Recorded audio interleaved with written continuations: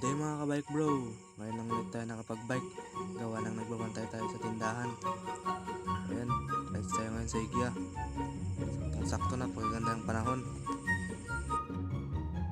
So ayan, dito na tayo kila Samuel. Ayan, release na siya. Ayan si Dion, kasama namin.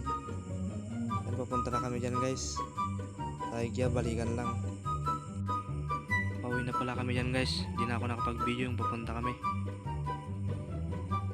Yan, teatrang ko nila Dion, Samuel.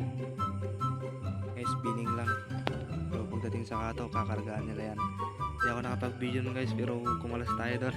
Napakasingin sa'yo guys. Bali, 3 araw pa lang ata ako nakaka-break sa pagbabike. Stop tayo ng 2 years. Ayun guys, dito na kami sa bayan ng Infanta. Buti na talaga, napakaganda yung sunset.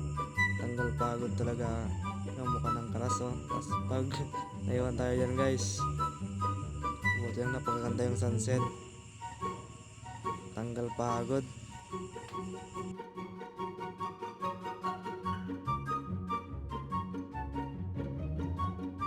Hanggat dito na lang guys. Bye bye.